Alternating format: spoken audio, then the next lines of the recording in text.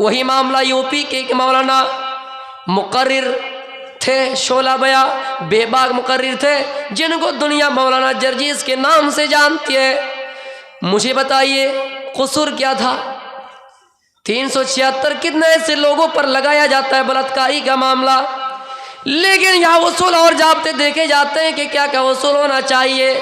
सबसे पहले ये FIR में जो दर्ज होता है उनकी बयानबाजी होते हैं, उनके बाद कोर्ट कचहरियों में दोनों तरफ से वकीलें अपनी अपनी दलीलें पेश करते हैं। फिर ऐसा होता है मेडिकल रिपोर्ट मांगा जाता है, मेडिकल रिपोर्ट मांगी जाती है, DNA टेस्ट कराया जाता है, फिर स्पर्म वगैरह का टेस्ट होता है। इन तमाम दलीलों को देखने के बाद किसी को अरेस्ट किया जाता है, गिरफ्तार किया जाता है, फिर जेल की सलाखों में डाला जाता है। मुझे मालूम है कि जिस आधार पर भी, जिस जुर्म पर भी उनको जेल में डाला गया, मैं इतना ही कहूँगा कि जो करता है कानून वो अच्छा करता है, जो भी करता अच्छा करता है, हम उनके फैसले का स्वागत करते हैं। लेकिन लोगों, मैं ये बताना चाहता हूँ कि ज़ाती इंतकाम कैसे लिया जाता है, ज़ाती दुश्मनियाँ कैसे निभाई जाती है।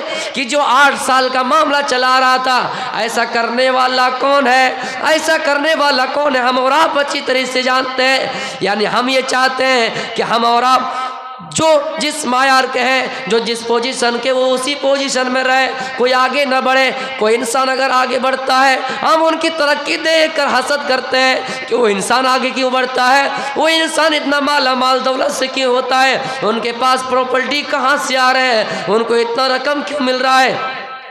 यकीन जानिए, जब हज़रत उमर रज़ियल्लाहु ताला अन्हु को कत्ल किया गया, शहीद किया गया, सिर्फ इतना जुमला कहा था, क्या ये लोगों हो इतना बता दो कि मेरा कातिल कौन है। लोगों ने बताया आपका कातिल मुसलमान नहीं है, गैर है। तो क्या खुशी इस बात की कि मेरा कातिल मुसलमान नहीं है। मौलवी जर्जीस, आपका मैं अदब से नाम लेता हूँ, आप खुशी इस बात पर मनाइए कि आपको जेल में डालने वाला कोई गैर नहीं था, अपने ही लोग थे। इस घर को आग लग गई, इस घर के ही चिराग से उम्र भर जिनको अपना समझते रहे, वो भी हमको मसीहा समझते रहे। क्या समझना था, क्या समझते रहे, कातिलों को मसीहा समझते रहे। मेरे प्यारे साथियों, ऐसा ही मामला गौतम बुद्ध के साथ भी हुआ था। एक लड़की को पैसा देकर गवाही के लिए भरे मंच पे, भरे सभा में बुलाया गया था। वो लड़की अपने पेट में गट्ठर बांधकर, पेट को बड़ा करके मजलिस में आ गए। गौतम बुद्ध अपने मानने वाले को नसीहत कर रहे थे, अपने मानने वाले को स्पीच दे रहे थे, लेक्चर दे रहे थे, और इतने में वो लड़की आ गई, पेट में गठरी बांधी हुई थी, पेट में पेट को बड़ा करके, और लोगों से कहा, लोगों तुम जिसकी बात सुन रहे हो ये गौतम बुद्ध है, जानते हो कि ये कौन है? ये मेरे साथ मुंह काला किया है, इन्होंने मेरे साथ बलात्कारी किया है, इन्होंने मुझसे गलत काम किया है, और गलत काम करने के बाद मेरे पेट में बच्चा भी ठहर गया है। इसको ना मुझसे कोई मतलब है, ना मेरे बच्चे से कोई मतलब है। ये तो सिर्फ लोगों को तकरीरें करता है, लोगों के सामने लोगों को लेक्चर देता है। मेरे प्यारे साथियों, सेम वही मामला है जो अभी चल रहा है। लड़की को पैसा देकर कि जाओ वकीलों के सामने ये कह देना, कोर्ट कचहरी में ये कह देना कि मेरे साथ ऐसा ऐसा काम किया गया। मैं किसी इंसान की सफाई बयान नहीं कर रहा हूँ, इंसान है, गलतियाँ उनके साथ होंगी ज़रूर, लेकिन कैसी जाति दुश्मनियाँ निभाई जा रही है कि हम इस काम में नहीं कर पाए तो इस काम में आपको बदनाम करेंगे, हम इस चीज़ में नहीं कर पाए तो उस चीज़ में कर पाएंगे। मेरे प्यारे साथियों, जब गौतम बुद्ध के बारे में उस औरत ने कह दिया कि इन्होंने मेरे साथ गलत काम किया है, इन्होंने मेरे साथ बुरा काम किया है, सब मजलिस खामोश रह गए, सन्नाटा छा गए।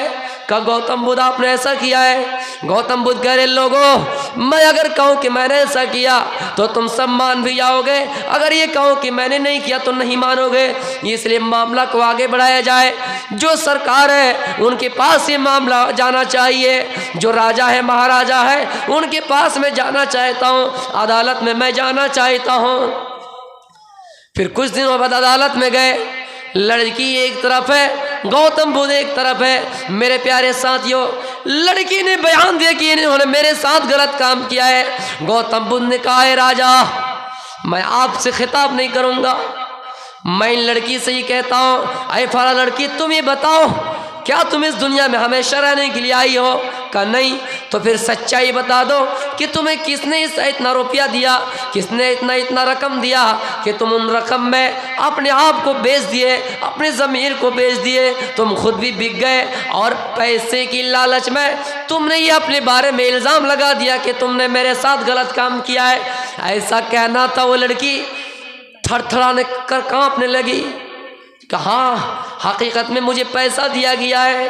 फिर वो लड़की वहां से भागी, दौड़ते हुए पुलिस उनका पीछा कर रही है। जो उन्होंने पेट में गठरी बांधी हुई थी, पेट में कपड़ा बांधा हुआ था, नकली सामान पेट में बांधा हुआ था, पेट को बड़ा करके आई थी वो, और लोगों से कह रही थी कि इन्होंने गलत काम किया, मेरे पेट में बच्चा है, नकली सामान लाकर पेट को बड़ा किया था। ये औरत जब दौड़ने लगी, भागने लगी, इतना दौड़ी कि जितना सामान उनके पेट में था सारा सामान निकल गया, सारी चीजें निकल गई। जाअल हक़्क़ु व ज़हक़ल बातिल इन्नल बातिला काना ज़हूक़ा, हक आ गया, बातिल मिट गया। मेरे प्यारे साथियों, सच्चाई सबके सामने खुल गई। खुदा को, अल्लाह को, ईश्वर को ये राज खुलवाना था, लोगों के सामने दिखलाना था।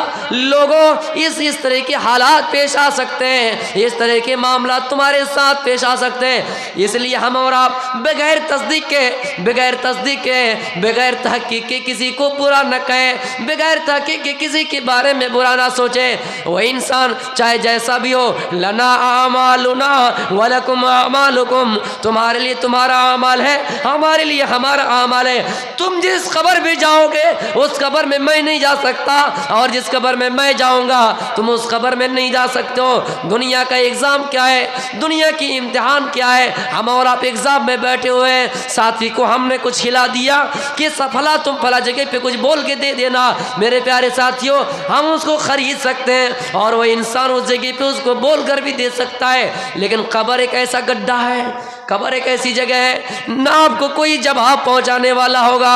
हमने कितने ऐसी जगह हैं बाकायदा वहां से लेटर आता है, चिट आता है, सवाल का जवाब देने के लिए, बाकायदा जवाब लिखवाने के लिए पैसे देकर मौलवी रखे जाते हैं, मास्टर रखे जाते हैं, गुरु रखे जाते हैं। लेकिन लोगों, बताओ क्या कब्र के अंदर भी कोई सवाल का जवाब दे सकेगा?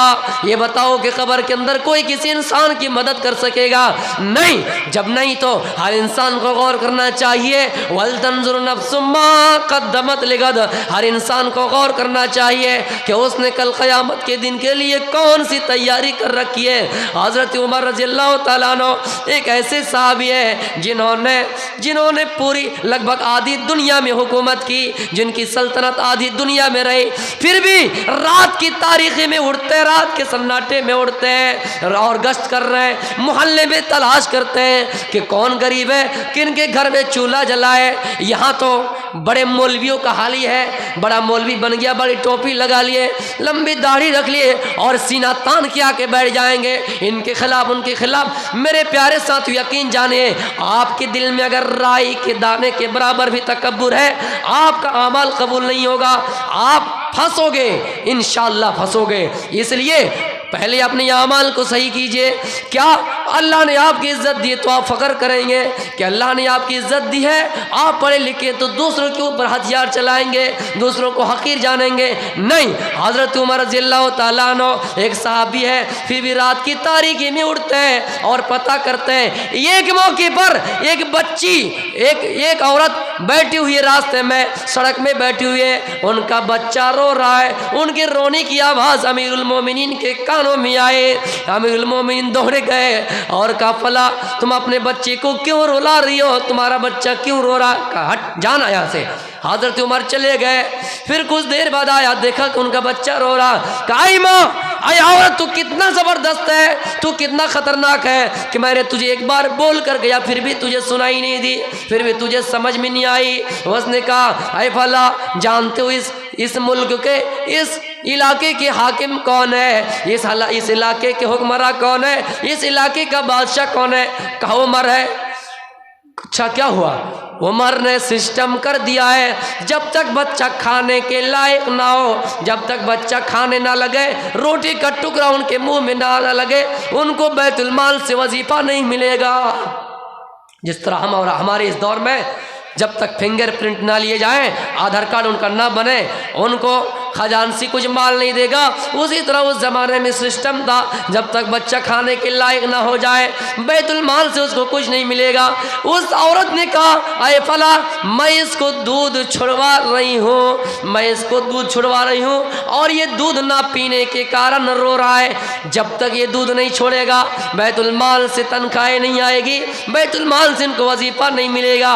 हज़रत उमर ने वही खड़े होकर सोचने लगे और बैतुल माल जाकर कहने लगे और अपने आप को ये कहने लगे कि उमर ने आज तक कितने बच्चे का कातिल कर दिया, कितने बच्चे को कत्ल कर दिया, कितने बच्चे का कातिल बन गया।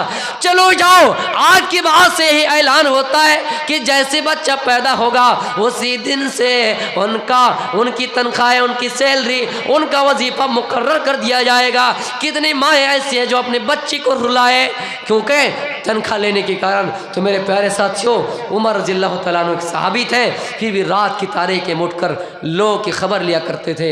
हम अपनी तकरीर को यही से ख़त्म करते हैं। 2+ हो गया मेरे प्यारे साथियों। आखिर में दुआ है बारिला इस जलसे को कबूल अता फरमा। हमारे अंदर जो बोलने में गलतियाँ हुई है आप उनकी इस्लाह करने की कोशिश कीजिए हत्तल इम्कान। अल्लाह हमको माफ़ करे। वमा अलैना इल्लल बलागुल मुबीन व आखिरु दावाहुम अल्हम्दुलिल्लाहि रब्बिल आलमीन। अस्सलामु अलैकुम व रहमतुल्लाहि व बरकातुहू।